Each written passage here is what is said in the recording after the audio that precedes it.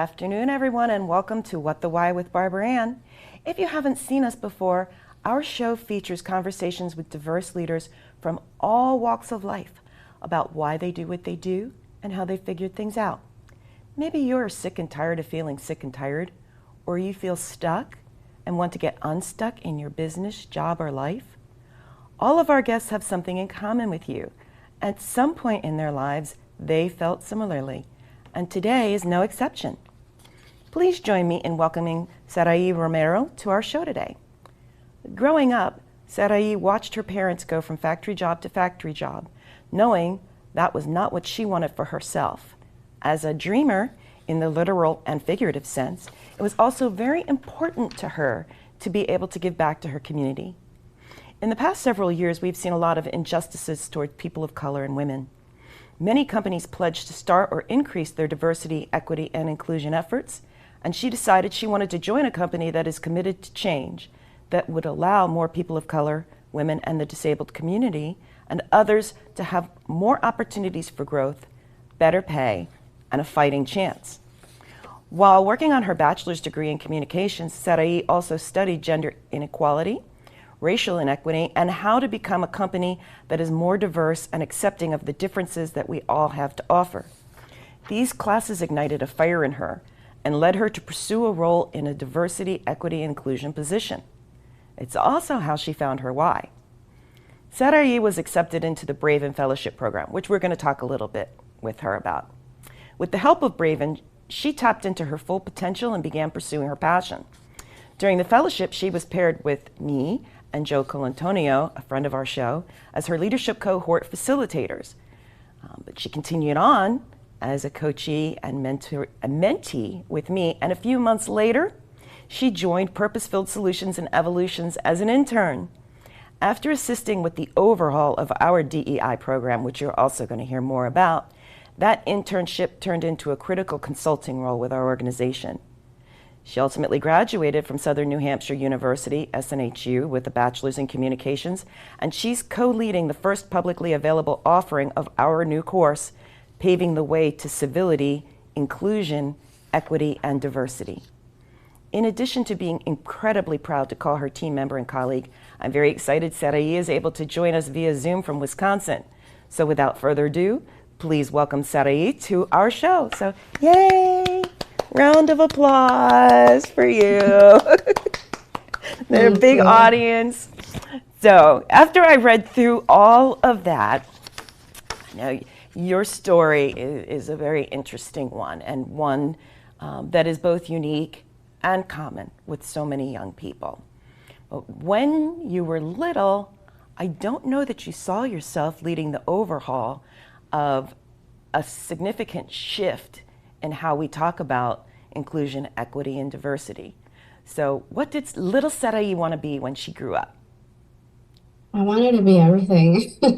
The sky was the limit for me. I really love animals, so like I wanted to be a veterinarian. And then, I got to college, and even at college, I wanted to do psychology. I wanted to do everything. I wanted to be a lawyer.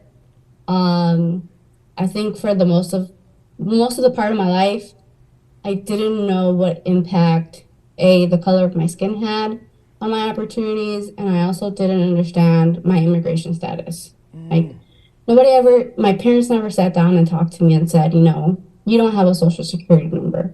You can't get a driver's license. You can't do X, Y, and Z. You can't qualify for FAFSA. I didn't know any of that.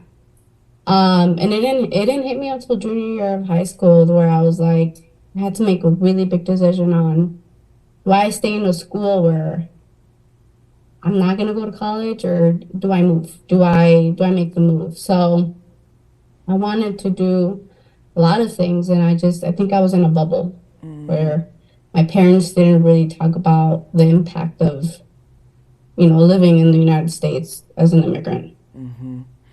So when you find this out, how did you get from there to college, RVN Fellowship Program, and ultimately coming into my life and the life of our other team members at Purpose-Filled Solutions and Yeah, Evolutions? so Oh, sorry. No, I'm the one I keep. Oh, we're just gonna have one of those days. Our audience, they know I have no issues. I make a mistake, I just roll with it. So, how did you find us? So I've always been very driven. Because I guess I lived my life in a little bubble, I thought, I could do anything. So when I was told, hey, you don't qualify for FAFSA, and if you stay here, you don't really have the chance to go to college, which is what you essentially want to do, I looked into charter schools. So I applied junior year to different charter schools that were not in my area, and I got accepted into a charter school. This charter school was about 30 to 45 minutes from my house, and I Wow. had to take a bus to get there, and I came in really behind. So I was in school from probably like 6 in the morning to 6 in the afternoon. I wouldn't get home till like 7 or 8. Um, I took a bunch of AP classes. I did a lot of extracurricular activities, and luckily that school supplied us with scholarships, and I was able to get a full ride scholarship to Dominican University. Wow. Um, at Dominican University, I was first gen. I didn't know how to navigate school. My parents didn't go to college. Um, I got the pressure, of like you have to work, you Mm-hmm. have to pay for your own, gas money, and like it was hard. It was hard. I was taking 6 classes per term. Wow. So it really got to me, and I ended up dropping out. I got really depressed. I feel like I had really no community. Mm-hmm. At that point, I did have DACA, but juggling six classes per term was a lot, and having to work, and I eventually just dropped out and went to work. Mm-hmm. I worked at a restaurant for about 2 years, and I hated it. Mm-hmm. I knew I knew That that I that had just wasn't for so much you. potential. Yeah. And, I was told you could be, a manager, you could be a trainer. And then like I didn't want to do that. Mm-hmm. I didn't want to do that. So I came back to school through a program called Noble Forward from the high school I graduated from, and they're the ones that told me about Braven. They didn't really tell me much of it, but I jumped at any opportunity. If it meant advancing my career, if it meant networking, I jumped at it, and luckily I got accepted. And that's where I met you, and my other coach, Joe.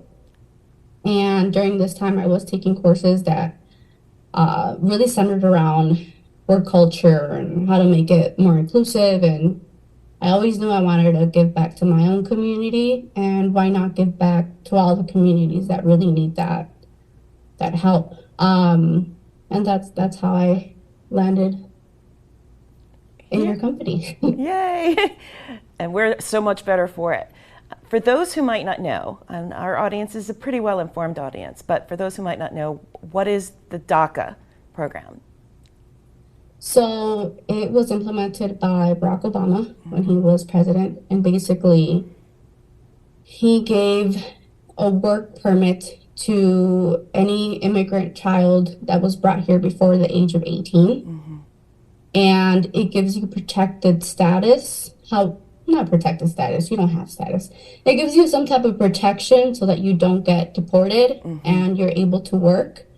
And if the state allows it, you're also able to get a state ID and a driver's license. Okay. And that's about it. Okay. But it's more than nothing. Yeah, and it's more than some states to this day still allow. And you are moving forward. I mean, you have built a life here.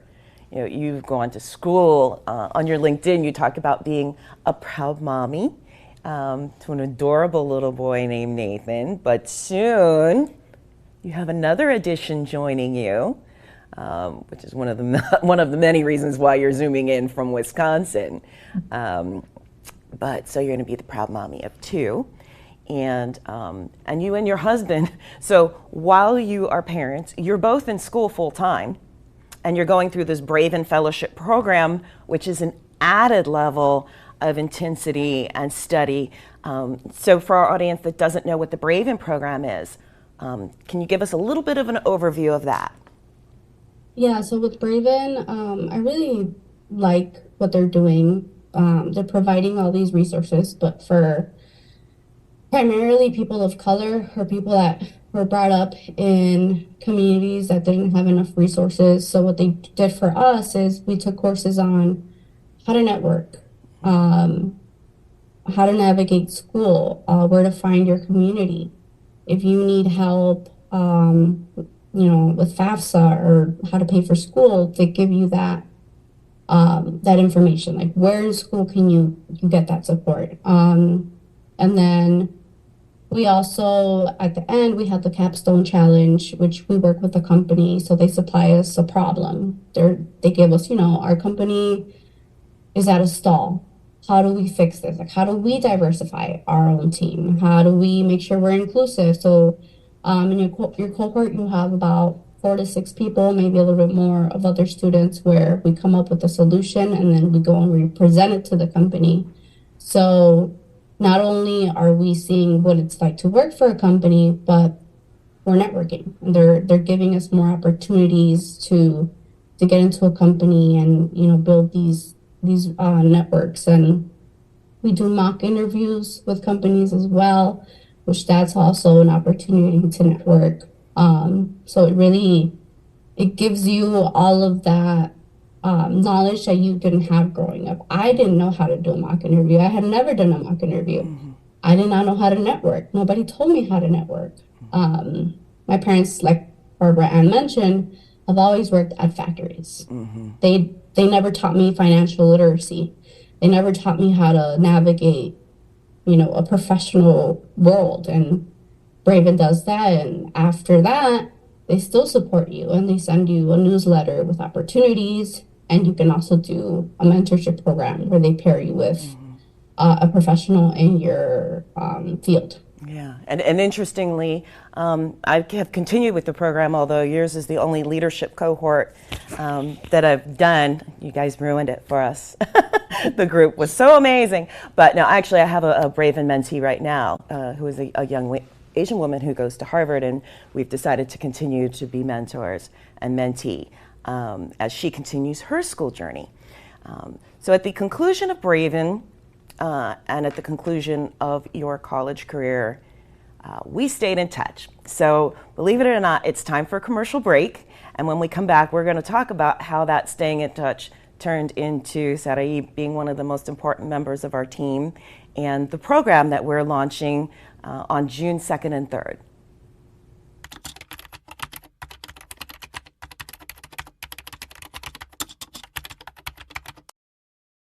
Welcome back to What the Why with Barbara Ann and today's very special guest, Sarai Romero, who is actually, what you're seeing on the screen is diversity, equity, and inclusion consultant for Purpose-Filled. What she really is our civility, inclusion, equity, and diversity champion. Now, before she became that, we were talking about the Braven program and how we met, and you still needed an internship, and you weren't quite finding what you wanted. And I had put it out there, if you ever needed an internship in the field that you really want to pursue, now that you had found your passion, feel free to reach out to me. And I guess Braven did its job in terms of helping with those networking skills. So you reached out to me, and we started a conversation. And I had been backburnering, revamping and overhauling my diversity program because one of the things that we were in agreement with was it's just not working. And we were seeing that. We kept seeing it in the news over and over and over again. And so I asked you if you were up to the task of taking hundreds of documents and multiple conversations and weekly meetings and leading the charge. And then you came up with our program. So why don't you tell us a little bit about what you took the lead in developing? Yeah, so I think one thing that resonated between the both of us is what's not working, right? So I already knew what's not working. So I really dove into, all right, how do we want to tackle this, right? And one thing that really stuck out to me that you mentioned a lot is we have to start with inclusion first and diversity last, right? Mm-hmm.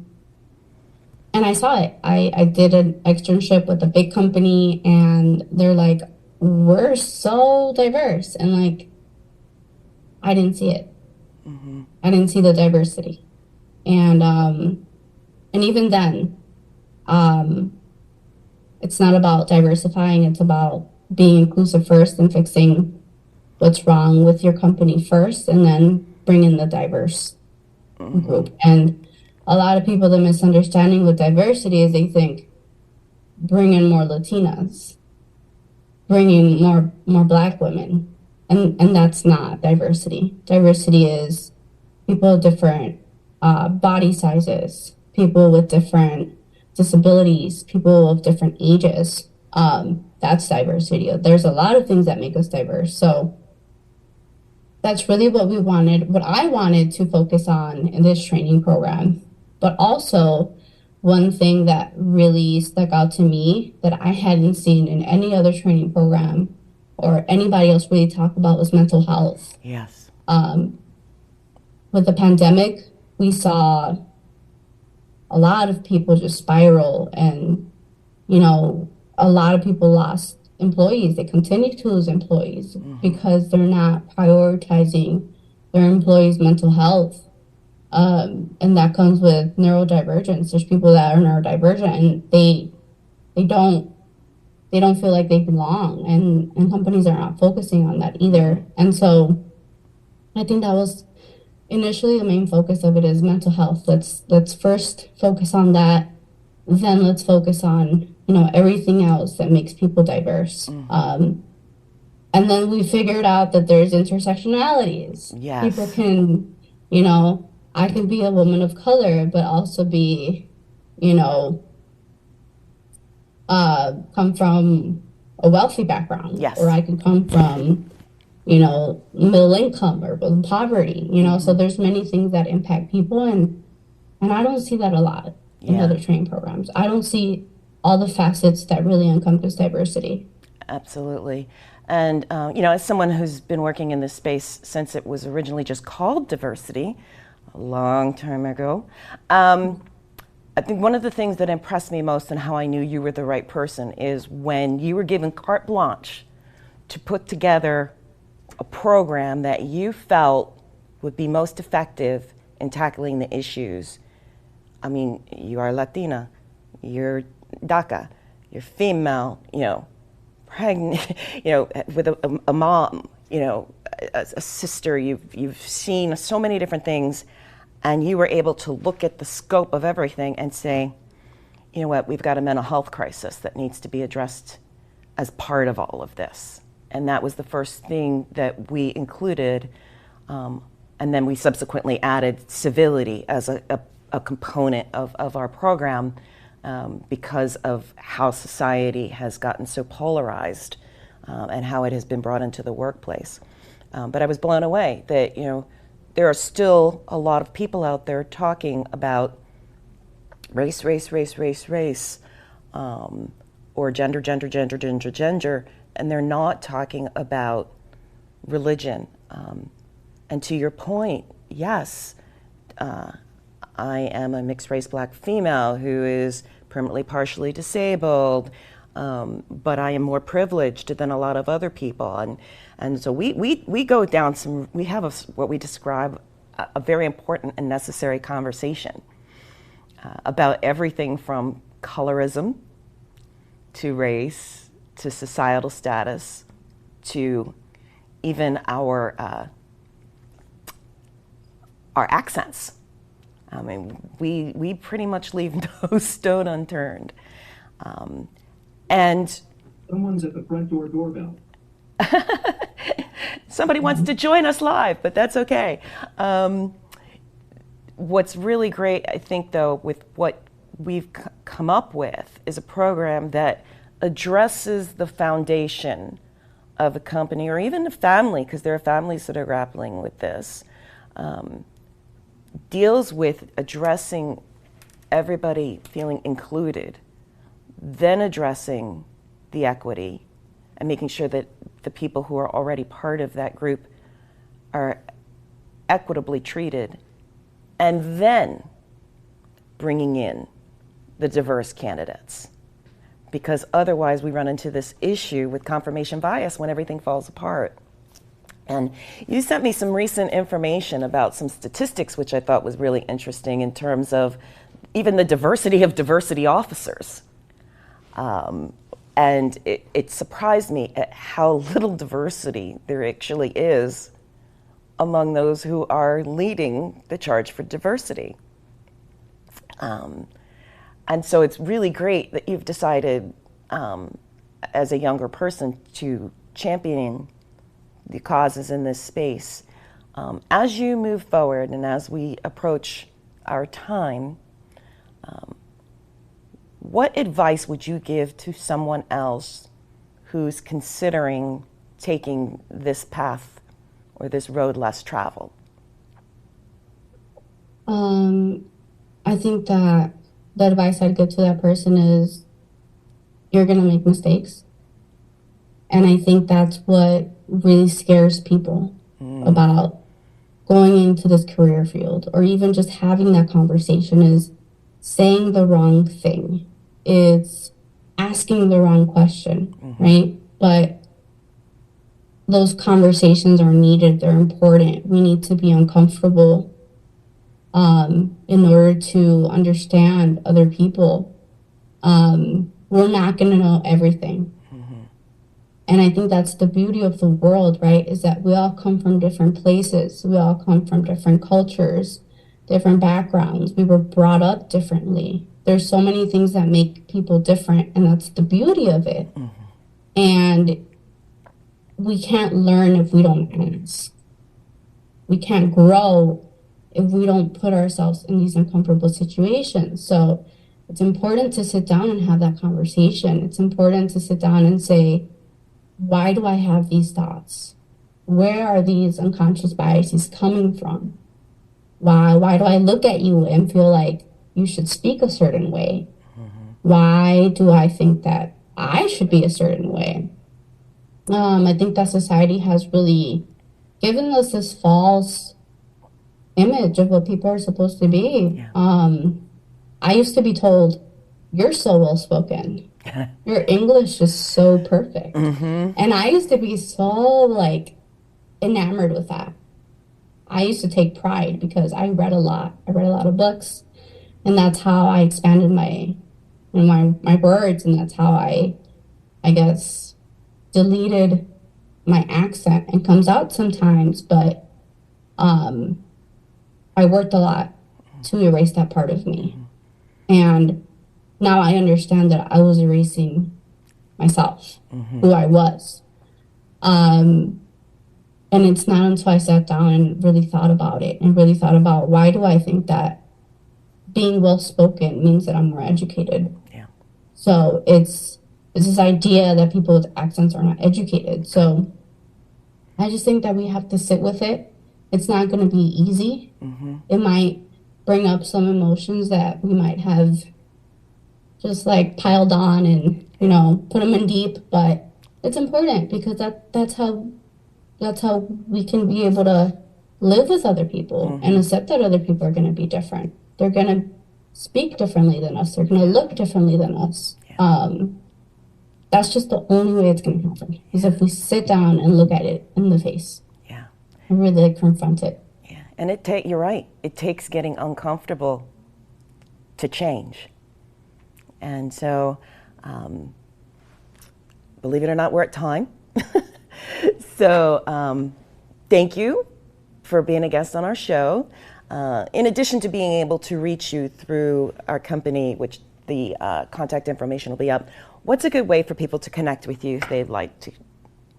I am on LinkedIn. That's probably the only space that works that I really like to be in. I like to.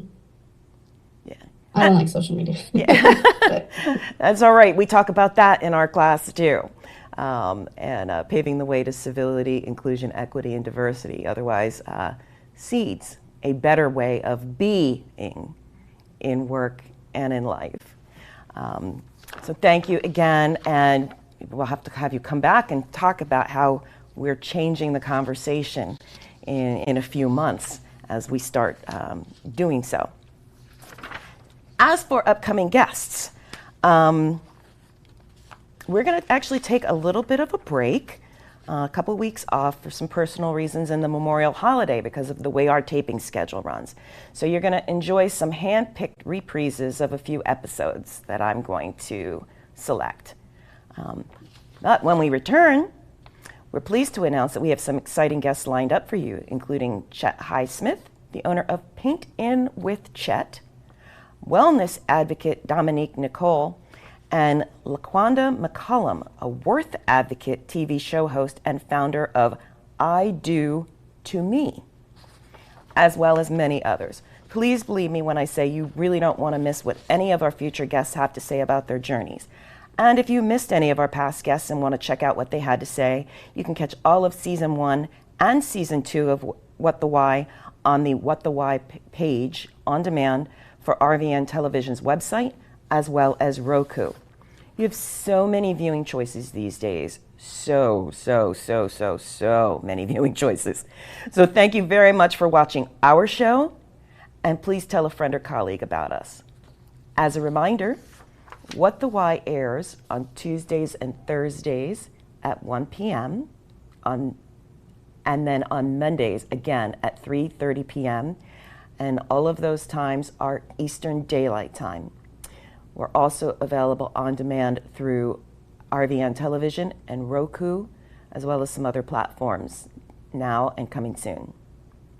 And also please remember, whether you're looking to make changes in your life or career, big or small, please join us again for more inspirational and informative conversations with leaders such as Sarai, who wanted to make change in her path and overcame whatever fears or obstacles stood in the way to finding her core purpose and living it.